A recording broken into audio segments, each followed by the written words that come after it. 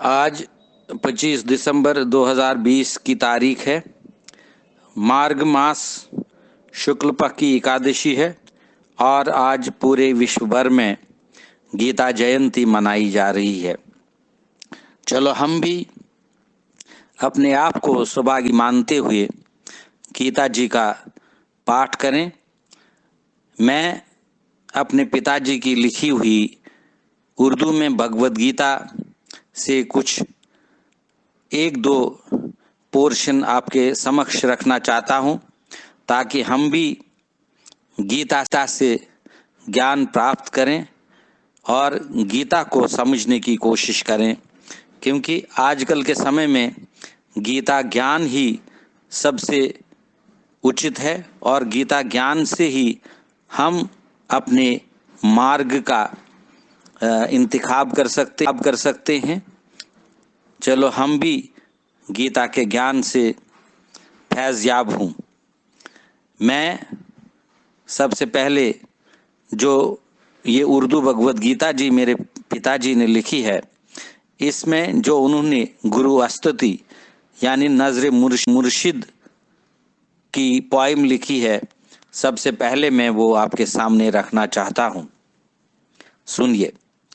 तेरा नाम मेरे लिए राम है, ये विरदे ज़बान जो सुबह शाम है। तुम ही से मिला है ये जोरे, तुम ही से मयसर सुरूरे कलम। मेरे दिल के मालिक मेरे राहबर, मेरा सजदा तुझको है शामो सहर।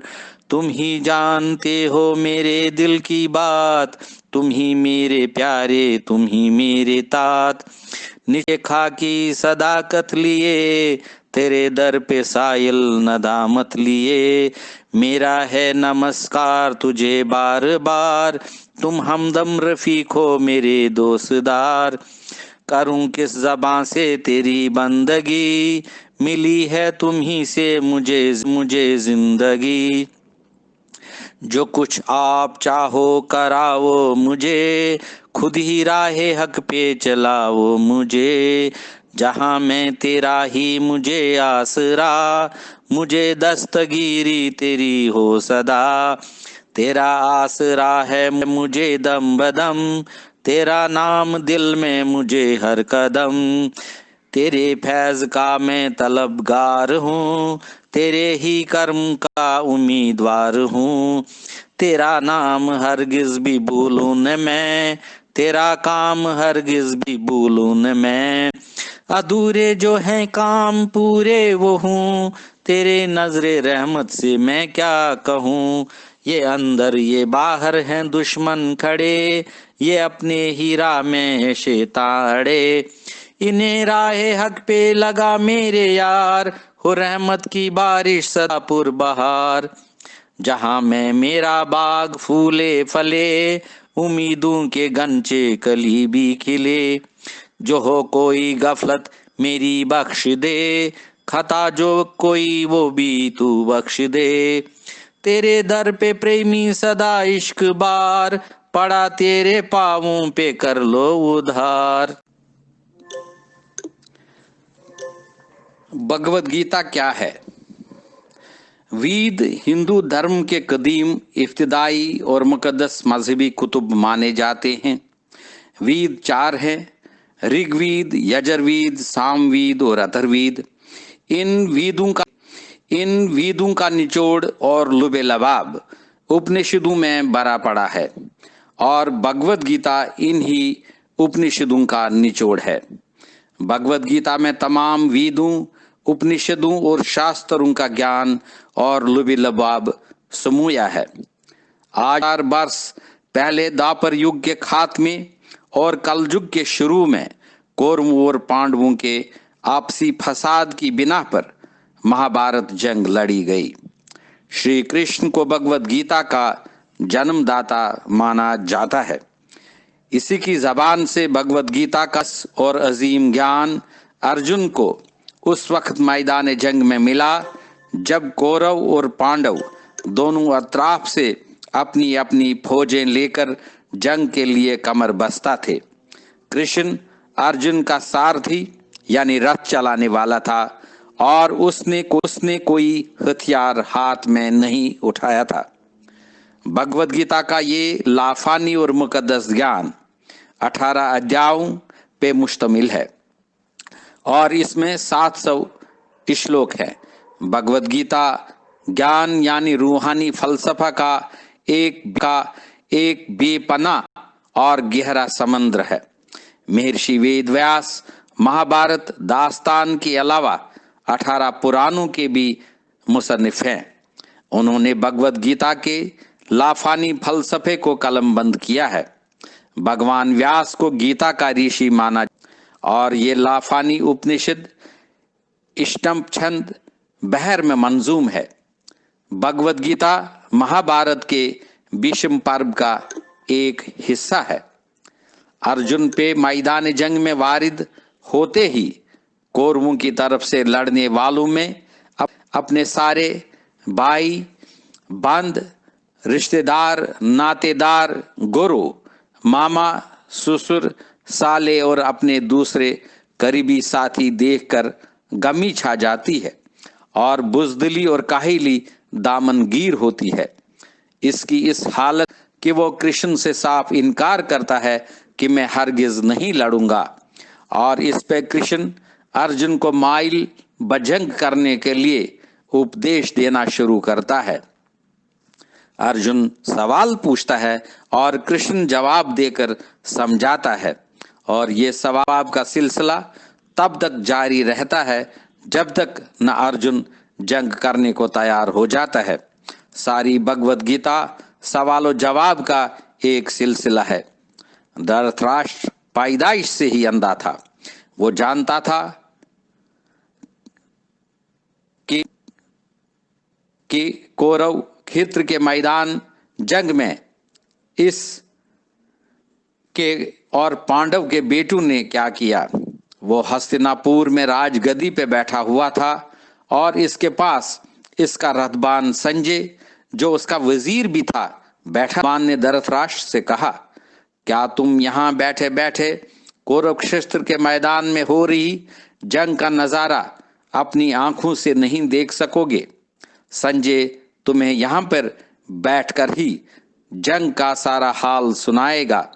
संजय मेरा शिष्य यानी शागिर्द है। धृतराष्ट्र ने हैरानगी से पूछा, महाराज वो कैसे हो सकता है? व्यास ने कहा कि मैं संजय को रूहानी आंखें अता करूंगा। ये उन आंखों से सब कुछ देख सकेगा और साथ साथ आपको कहकर सुनाता जाएगा और इस तरह से भगवान कृष्ण और अर्जुन की मैदान जंग में हो रही गुफ्तगू भगवद गीता के रूप में व्यास भगवान की कलमबंद की हुई हम तक पहुंच गई। भगवद गीता रूहानियत और शास्त्र का गंजीना है। फलसफा हयात को एक अनमोल भंडार है और यह कर्म अमल ज्ञान रूहानी इल्म और भक्ति यानी अकीदत का दर्स देती है। गीता एक बुज़दिल और कायर को कर्म योगी यानी बाअमल बनाती है, यानी निष्काम कर्म का उपदेश देती है। मानव को मुकम्मल इंसान बनाती है। गुनाह के रास्ते पे चलने वालों को सवाब का रास्ता दिखाती है। मुक्ति यानी पैदाइश और मौत के बंधन से आज़ादी चाहने वालों को भक्ति और ज्ञान के बारीक रमूज से वाकफियत बहम पहुंचाकर मुक्त कराती है। और भगवद गीता एक आदमी को अपना फर्ज पहचान कर अपने फराइज मनसबी की तकमील के लिए तैयार करती है। अपने फराइज की अदायगी ही इस जिंदगी का मकसद है। एक नाउमीद पुर उम्मीद बनाती है। भगवद गीता उस वक्त ज़हूर में आई जब भाइयों ने आपस में जंग लड़ी। ऐसा वक्त आन पहुंचा था जब गीता जैसी अजीम तालीमात की सख्त जरूरत थी, जब नाइंसाफी का दौरा था, जब जुल्म और बद इखलाकी हुदूद को फांद चुकी थी, जब धर्म की हानि और अधर्म का प्रचार हो रहा था, जब यतीमों और औरतों पे हाथ उठाया जाता था, जब धर्मात्मा पुरुषों और नेकोकारों का दायरा हयात तंग किया जाता था। जब द्रौपदी जैसी अस्मत औरत को इसके बालों से पकड़कर एक बड़े इजलास में लाकर नंगी करने में भी हिचकिचाहट नहीं होती थी। जब कौरवों ने अपने चचेरे भाइयों पांडवों से दगा करके खोट और छल से अपना हक देने से इनकार किया और पांडव 14 वर्ष वनवास गुजारने के पर मजबूर किए गए, इसी वक्त भगवान कृष्ण के रूप में ही जन्म लेकर अपनी वाणी यानी अपने अहद को पूरा करके दिखाया, जैसा कि भगवान कृष्ण ने भगवत गीता में कहा है। कोट, जब नेकी घटती है, धर्म का नाश होता है और अधर्म यानी बुद्धि बढ़ने लगती है, मैं तब तब धर्म की हिफाजत, अधर्म का नाश, अच्छे और नेकोकारों का उद्धार और जालिमों और गुनाहगारों को नेस्त नाबूद करने के लिए युग युग में अवतार लेकर मैं ज़हूर पजीर होता हूँ। ये चौथी अध्याय श्लोक 7 और 8 है। अगरचे भगवत गीता को हिंदुओं की एक मुतबरक और मुकद्दस किताब और कलाम इलाही माना जाता है, मगर इसका दायरा बड़ा वसी है। ये फलसफा हयात किसी एक मजहब या फिरके से मंसूब नहीं है। इसका उपदेश बनी नवा इंसान के लिए यकसान है।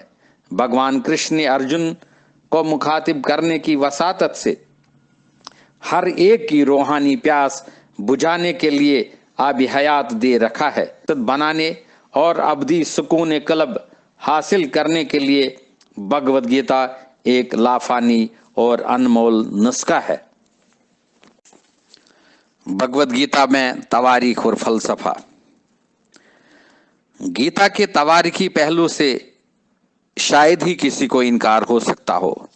कौरवों और पांडवों की जिंदगी, हुकूमत, सल्तनत, घरेलू फसाद और फिर इनकी आपसी जंग, जिसने उस वक्त Hindustan, Burma, Lanka, Iran, Turan, Arab, America, Kabul, Kandahar, Kashmir वगैरह के तमाम राजों और महाराजों को इस जंग में किसी न किसी तरह से कूदने की दावत दी।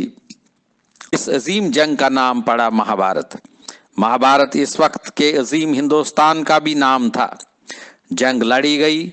18 दिन के बाद 18 अख्यूनी फौज काम आकर फतेह पांडवों को नसीब हुई। ये सारी दास्तान इस वक्त के एक अजीम तवारीखदान, आलिम और महर्षि, जो ऋषियों में सबसे बुलंद मर्तब रखते थे, वेद व्यास ने महाभारत का किताब में कलम बंद की है। ये दास्तान एक ऐसी तवारीख है जिससे न सिर्फ इस वक्त के हालात ज़माना, लोगों का रहन सहन, तर्ज माशरत, तर्ज जिंदगी, तर्ज हुकूमत और दूसरी अहम इतलात का पता चलता है, बल्कि महाभारत को पढ़ते वक्त इस वक्त की सारी तवारीख सामने आती है, क्योंकि ये दास्तान नफीस, दिलनशीन और आलिमाना तर्ज पे कलम बंद की गई है। कईयों का ख्याल था कि ये एक फर्जी दास्तान है, मगर इस फर्जी ख्याल को अक्सर साबित किया गया गलत। कौरव खानदान का शरीर नस्ब आज तक चला आ रहा है। राजतरंगिणी में भी कल्हन ने कृष्ण और अर्जुन और इसके बेटे जन्मेजय का जिक्र करके कश्मीर की तवारीख को इनके साथ जोड़ दिया है। कोई नाम, कोई जगह जिसका जिक्र इस महाभारत दास्तान में आया है ऐसा नहीं है, जिसका अता पता फर्जी हो करने भी लोकेट न हो। हस्तिनापुर, इंद्रप्रस्थ, कुरुक्षेत्र इस वक्त भी इन नामों से रोजे रोशन की तरह ताबान है। कुरुक्षेत्र का वो तालाब जिसमें सूरज ग्रहण के दिन लाखों अकीदतमंद नहाकर अपने आप को सवाब के हिस्सेदार समझते हैं, हजारों साल गुजरने पे भी मौजूद है। अगरचे इसकी इस वक्त की हालत अब से बदरजा बेहतर हो रही है। 5000 साल पहले की तवारीख में एशिया का तज़किरा बहुत हद तक महाभारत दास्तान में मिलता है।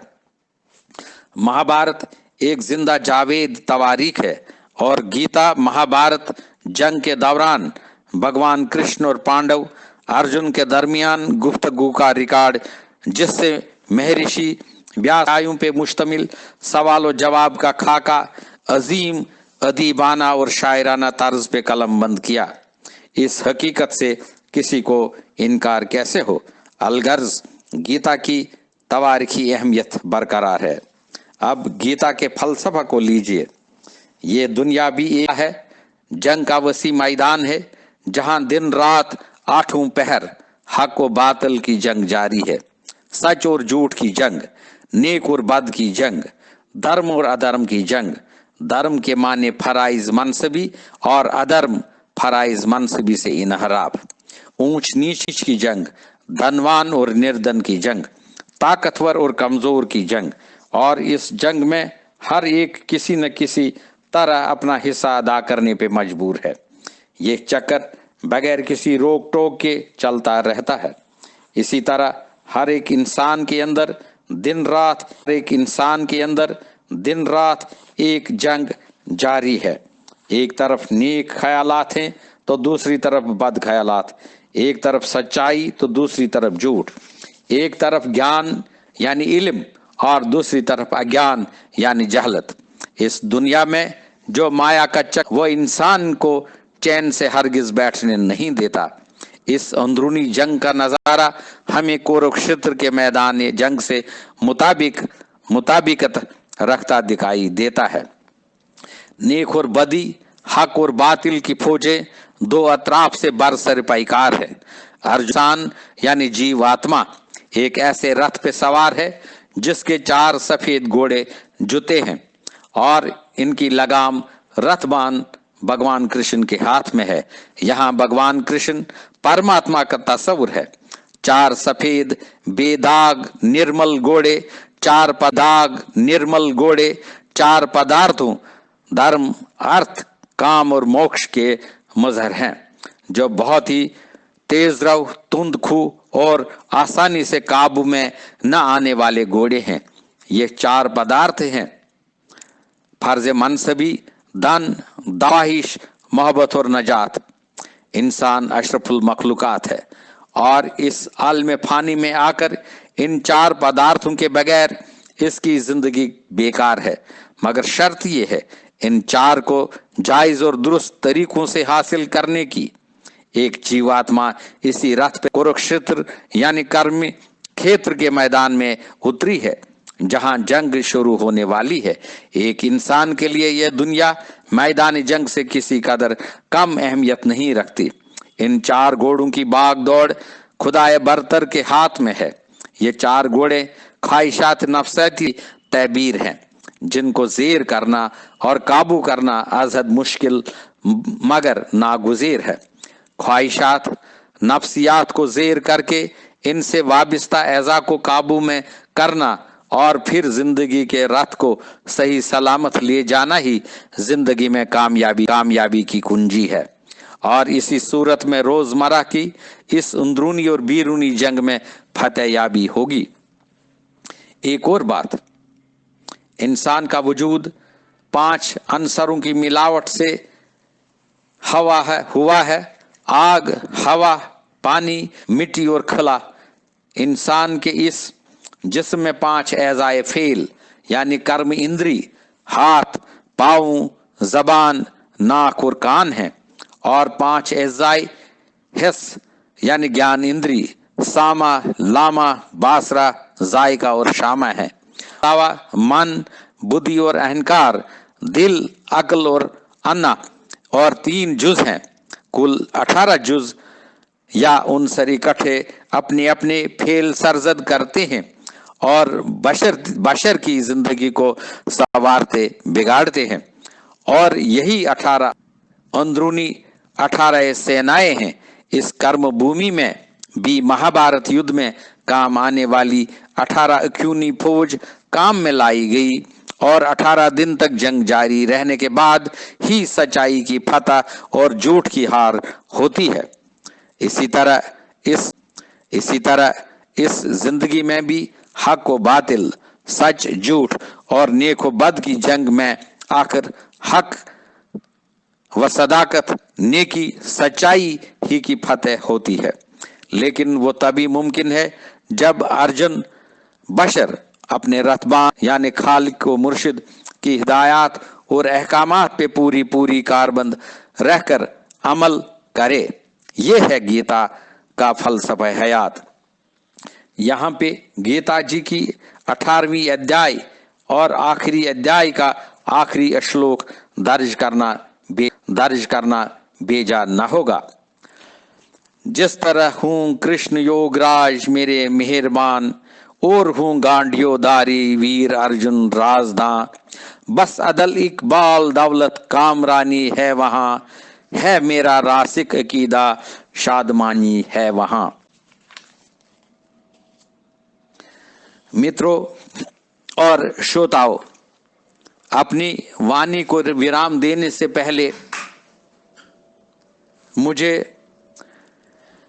हमारी एक महान कवयित्री हैं जया सिब्बू जी, जो राजस्थान में रहती हैं, उन्होंने एक हिंदी कविता मुझे भेजी है और मैं यह उचित समझता हूँ कि इसको भी आपके समक्ष रखूं। ये हिंदी कविता गीता जयंती के उपलक्ष्य में उन्होंने लिखी है और मुझे लिख भेजी है। इस कविता का शीर्षक है सत्संग से विवेक तक। एक अनुभूति विचार विमर्श की सहोदरी, गीता की काव्य शैली यद्यपि है देववाणी, वही की कहानी भगवान कृष्ण की जबानी। जन्मता है मनुष्य बारंबार, यही नेम है प्राकृतिक उपहार, कहते हैं इससे ही संसार। संपूर्ण ज्ञान पर आश्रित, कर्मयोग से प्रदर्शित, आत्मबोध रूप में ओतप्रोत, धर्म क्षेत्र कुरुक्षेत्र है जिसका स्रोत।